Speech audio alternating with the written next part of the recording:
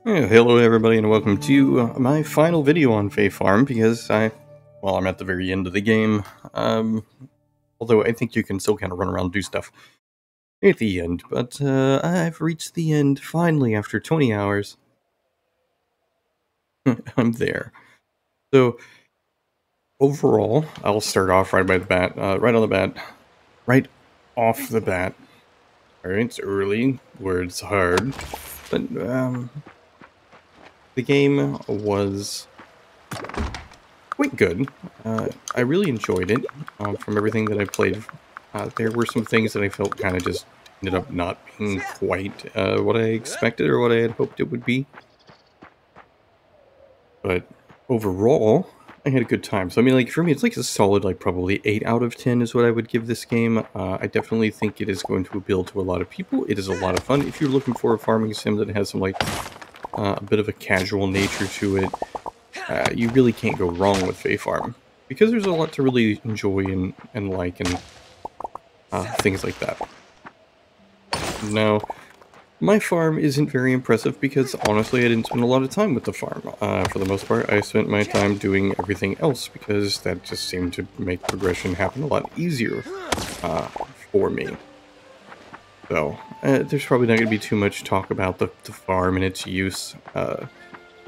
Planting crops, I mean, I planted these flowers back in, like, spring, and I can still plant crops all year round, and, you know, they're okay for cash. They aren't going to give you a lot of cash. But it was nice to have something that, you know, basically had a continuous stream of income. And I will go over income and kind of, like, what I thought was the best way to make cash in a moment. I'm just going to get these flowers so I can sell them. I don't really need them anymore. I have so much stuff that it's just kind of ridiculous at this point. I highly suggest getting your, you know, this thing. It's super useful. And you can get more than one of these, but really however many you want to get, be honest. I didn't do much building for my house because, you know, the only thing I ever did here was sleep. So, aside from having juice station or the tea station, I really didn't had a lot of stuff. I just added enough to get at least, you know, 7 hearts out of everything because I needed it in order to progress through some quests. I stopped reading my messages a long time ago because they just stopped being kind of relevant or important. I didn't use the loom too much. The loom is pretty decent. It gives you some different things to build. The cooking station, I could build lumber. I could build the seal crafting. Seal crafting is something that I use quite often because you need it for dungeons and you can use it to fast travel around the map. Plenty of stone forges. And it looks like I think I've unlocked everything at this point that you can build. All the different foods I've got still on hand that I could cut up and do. A lot of cooking. Cooking was pretty enjoyable because you use it and it adds a lot to the game for you to keep your energy high and everything like that. Now, one of the things that I use quite a bit to make cash is this. I would go into the dungeons, I would get a ton of whatever the gems might be, and then I would just make a ton of the polished versions. The polished gems are why I have 36,000, you know, Fae bucks, or, you know, whatever the cash is here. Some of the things you can add, like this little guy right here, is supposed to help you, like, make saplings or whatever. You have to put bees in it, and I never put bees in it, so that's why I don't have any additional trees. But the trees are a good investment, I feel, because they also grow some fruit, which you can use to kind of make, you know, different types of fruit. We have this where we get to get our different types of items, which is pretty helpful, pretty useful overall in the grand scheme of things, but I only needed it sometime. I only have 2 animals, so I just have this grass and I've never needed it. I've been trying to test a theory on whether or not the animals would ever die, so we're gonna see. And no, they don't ever die. Like, I stopped feeding them a long time ago, but they still happen to have food for some reason. It's almost if you never come in here and check, they just never run out of food. I'm not really sure what happened. Um, what they drop, like their egg or their cot in this case, they never drop more than one. So it's if you don't pick it up in the morning, it's not going to be there. I mean, you're not going to have new ones. So it's something to keep in mind. And then here's what your map will look like at the end. You know, I've got like everything, and I thought the map was a pretty decent map. Like it overall was nice. Like it did a good job of showing you everything. And I've already shown like the saltwater mines like a million times, so I'm not going to go into those and show them at all. But I'm going to go to the floating ruins just to kind of point out. I'm going to talk about like some things that like I liked and I didn't like. There's a very mixed set of emotions here at the end of the game, because there's a lot of things I really liked, but then there's some things that I found to be just frustrating and not very entertaining. One of the issues I found is, even though with a fully upgraded critter catching net, when it comes to catching some of the Fae creatures, or the creatures on the very far west of this whole area, Vizora or whatever, you're going to run into the issue where creatures just seem to kind of constantly get away and escape, and it's kind of annoying. Much like the mines. The mines have the miasma, even though I've, talked to the creature that is at the end of this, and we've made friends, we've stopped the miasma from appearing all over the place. They still don't remove it from the mines, so you have to come back and you have to like do some things in order to, like, you have to go catch a bunch of critters, make potions, so that you can easily go to these locations without having this whole miasma nonsense. And when you first go into the mine, it's kind of cool. It makes sense. I didn't hate it, but then it just kept going. It doesn't stop. You're just like, well, we fixed the miasma. Why is this still an issue?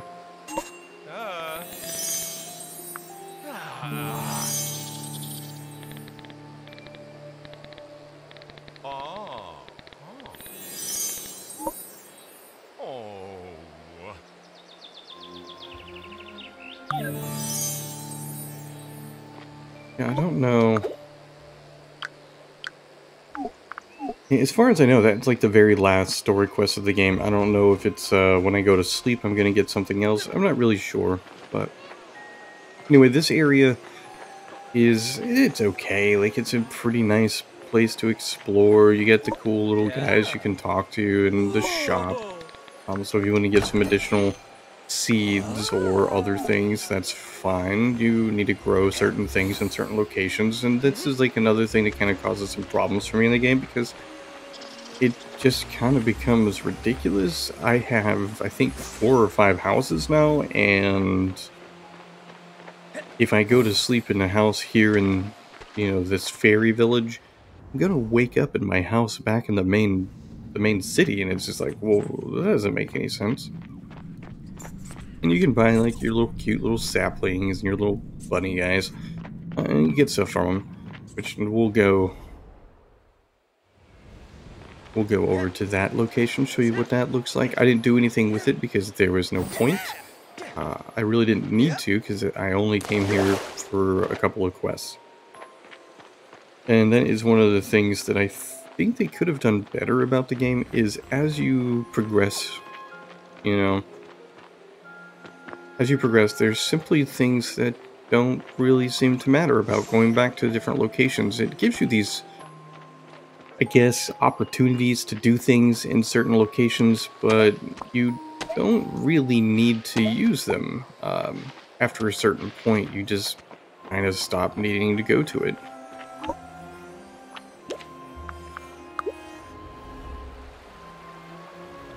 And this is my Fae Farms. This is the location that I go to basically grow some very specific crops. You can plant at 11 o'clock already. Wow. Okay. Anyway, so you can basically plant some crops here, and you can use some certain stuff to basically turn it into another crop, and it works like 90% of the time. And we get all this stuff that these things drop, so silk threads and everything. Again, these are also animals that I haven't fed because I just don't need to, and they, even though I only put like 10 things worth of food in there, they seem to essentially not require food, I guess. I don't really know what's going on and why they didn't really eat any of their food, but I'm not complaining about it because they've survived all this time.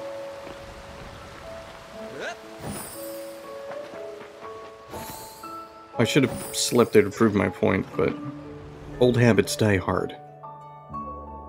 You know, similar to that movie. Isn't that the name of the movie? Old Habits Die Hard? No, it's Die Hard.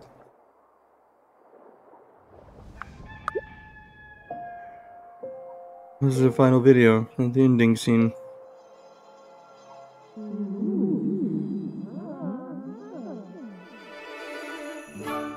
I guess we'll go see what she wants. And then I'll just continue running around and going over everything. Because this is like not structured and organized. Probably could have been, probably should have been, it probably would have made some sense, but this is the best you're gonna get from me.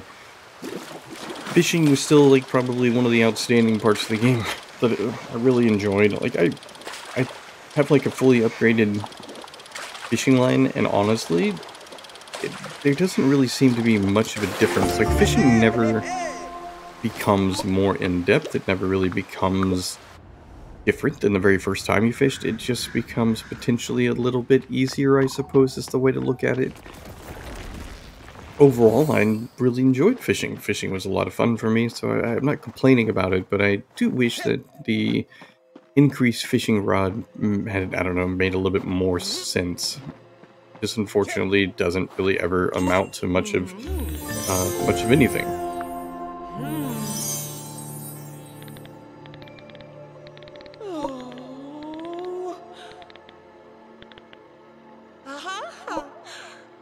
Yeah, I'm not doing... Okay, so they want a bunch of polished stuff. Okay, yeah, great. That's... I could potentially do that, so... Yeah, I guess we'll see if I can make those already, but man, if I can't, I'm not gonna do it, because going back through the dungeons and having to go catch a ton of different creatures, make all of the things required for the potions... to get in there and do that, man, I can't sit through that and do it again because I'm so tired of doing that. That's not going to be something I'm going to do, but we'll see. I might be able to actually just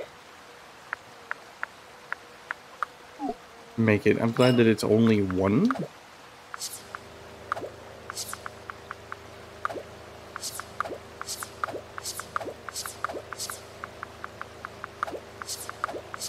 Alright, and while we're making those, I'll go ahead and work my way back over to the other places. I'm not going to, like I said, I'm not going to go in order. It's not very structured or organized. So, it's going to happen the way it does. The whole kind of winter portion isn't really... It's one of the smallest areas. You do have like a quest at some point, like through the jobs, to come up here and fish and catch some different things. And it's, you know, the job system, when I go find somebody who actually has jobs, I'll go over that and talk about my thoughts. The job system I thought was kind of on the bad side, just because of the way it's implemented. And then we have our Scorched Caverns. Scorched Caverns, it's kind of the same issue that I already put my spell. I put my alchemy potion away, so I can't really go very far in it. But you get like, you have to come in, you have to get flame, you come to these little altars to kind of keep them from going out. But the irritating part is I've already talked to Flammo. He's the little cool dude at the end. He's the wisp or the sprite that you've got to kind of make appeased. Now the problem is, even though he's been appeased, I still have to come back here and drink the fire potions. This way I don't overheat in the dungeon, and I just feel like that's a whole portion of the game that they probably should have done away with. I mean, it encourages you to go and capture more creatures, but overall it's just like this kind of unnecessary sort of event. But yeah, this Flammo, he's a cool little dude, but yeah, I can't talk to him or do anything with him, so it's just, once you kind of finish these portions, I mean, there's really no reason to come back and see him again. And I do wish they would give them a little bit more conversation, because they're some of the more entertaining characters in the game. So it would have been nice to come back and look at them and talk to them and just kind of see what they're doing for fun.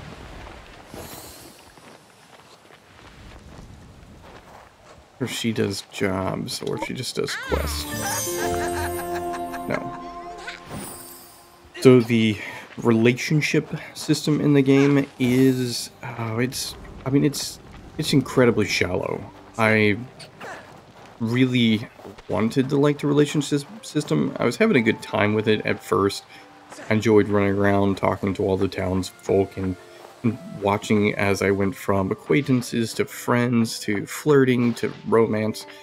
And then I went on a date with Pyria, or whatever her name is, and then she says it's not a date. It's like she wants me to be some basically research assistant. And I was like, after all that I've done that I had to do in order to go on a date with her, she's going to tell me that the date wasn't a date? Yeah, I'm not going on a date again. I'm not gonna go after her. And at that point, I realized I was so far towards the end of the game that there was no point in me to continue.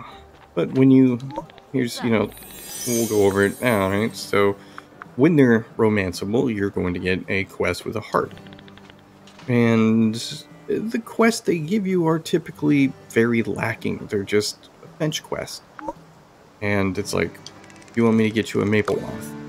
Well, if I don't get her the maple moth today, she is going to, end up asking me again for a maple moth. And I may have a maple moth. I don't recall if I do, because I've been basically turning all of the insects and creatures that I catch into, parts, because that's what you do. I don't know what they fall under. Alchemy, I think? Yeah. No. I don't know what they fall under. Critters.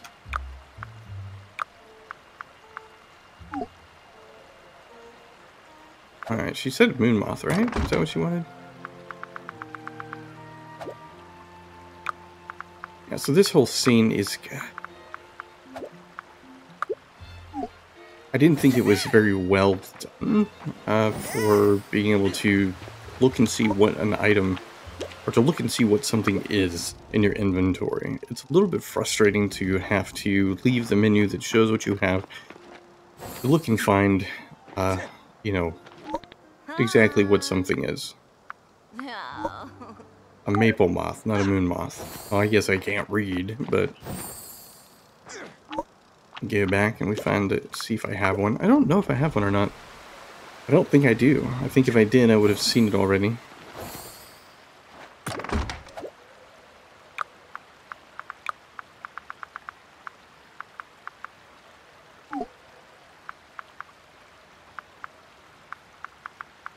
Yeah, I don't have a maple moth.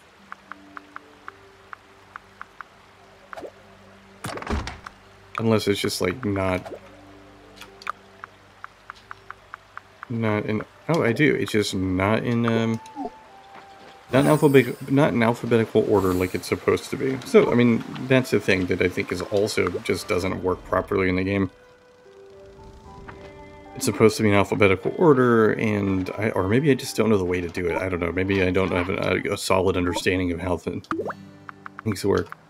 Turning in these quests is also kind of weird because you have to go through like a whole bunch of steps in order to do it. Like, I feel like you should just be able to redeem it, and that would be that. But yeah, and then it's like, there's nothing. Conversation is... I mean, you have conversation, but it's really kind of pointless.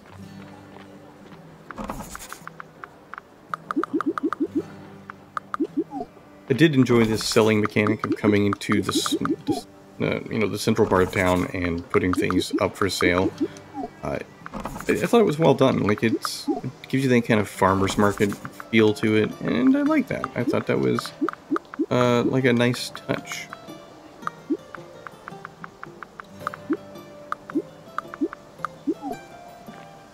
And of course, you can always talk to these guys, and you know what? I think I can actually buy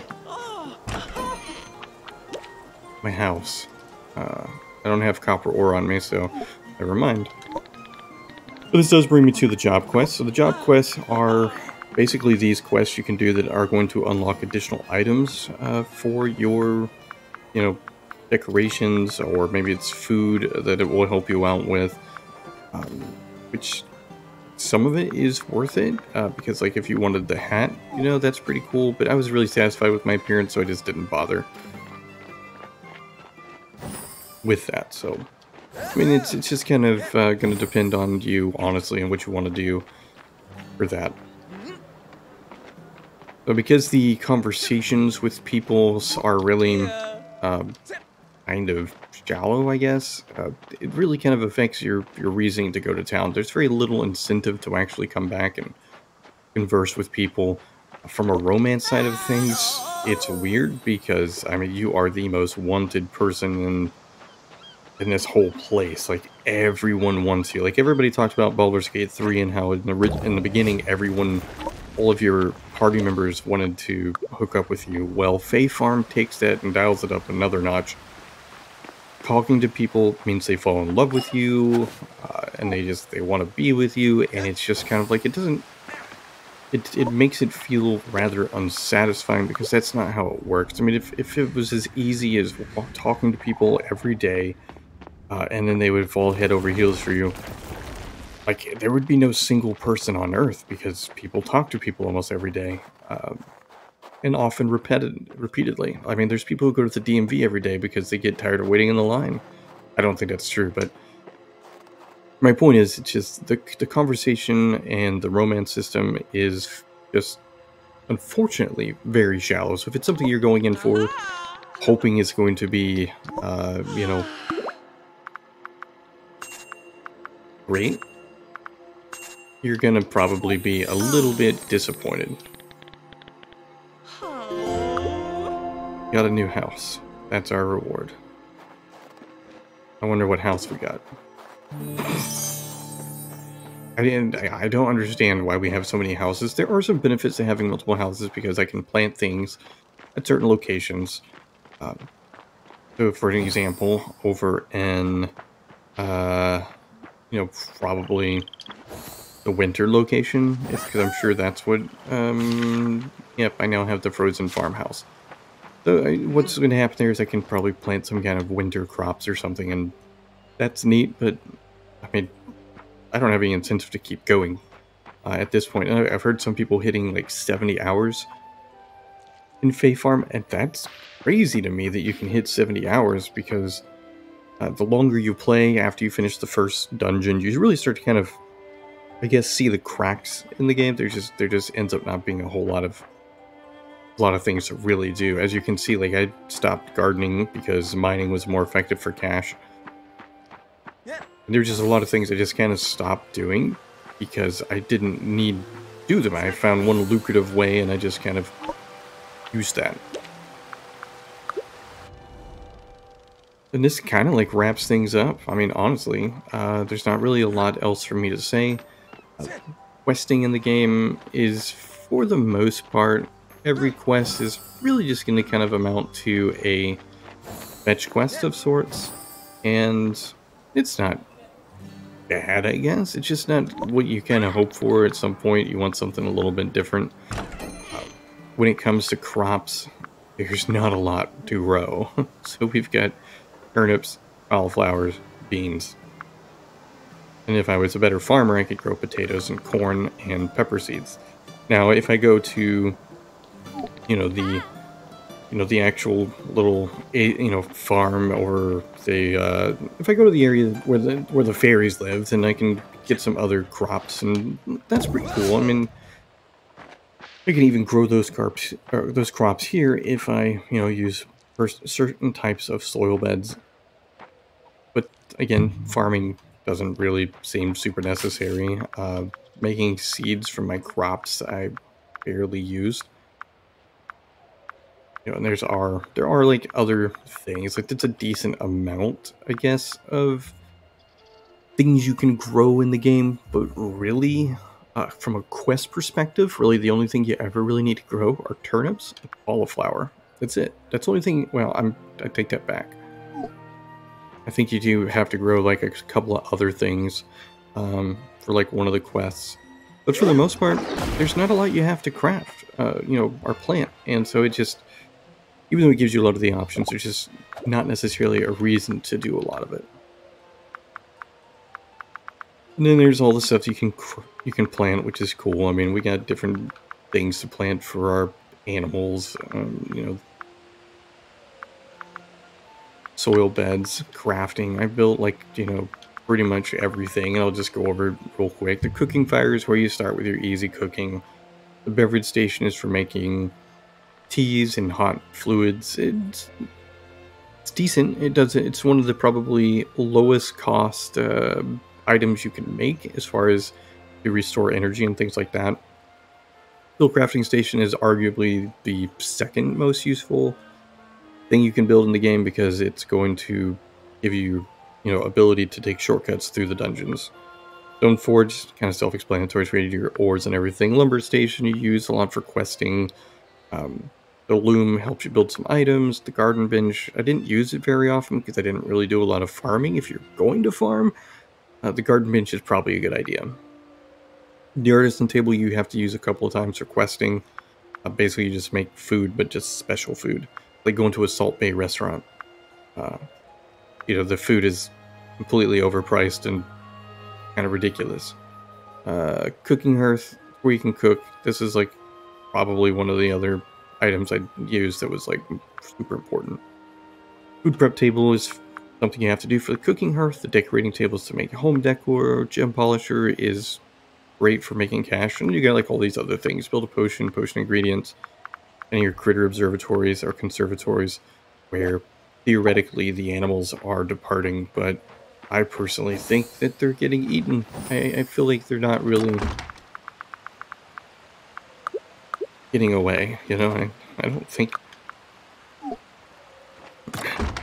they're getting away. I think they are absolutely being eaten by some kind of weird creature that survives in the critter observatory.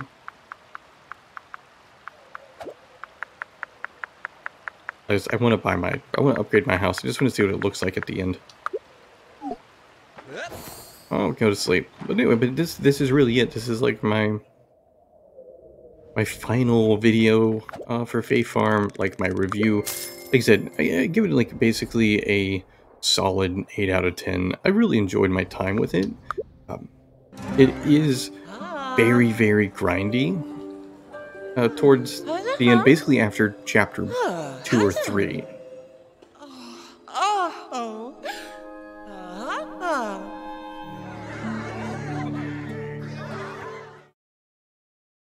Oh, and there's the end credits, so I don't know if it's going to actually let me keep playing or not, so this is like one of the things I did want to find out. So if you push a button, you get a lot of fireworks, so that's cool. Okay, so it does let you keep playing, so if it's the kind of game that you just want to keep doing stuff with, there you go.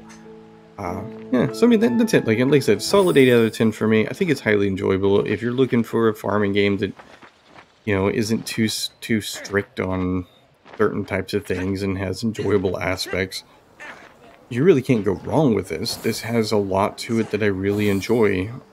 Just some parts of it are a little bit on the frustrating side and just not quite as, you know, as, I guess, in-depth as I was hoping for. Oh, I needed beach logs too. Well, you know what? I'm not gonna build it. It's, you know, it's 29.5 minutes. We're about to hit 30, and I think, again, that's enough. I usually do a review at like 8 minutes, so I don't know what happened here. I just kept talking about nothing. But there you go. That's Fae Farm. Yeah, the link's in the description. If you like it, then you should definitely play it. And that is all I have. Thanks for stopping by.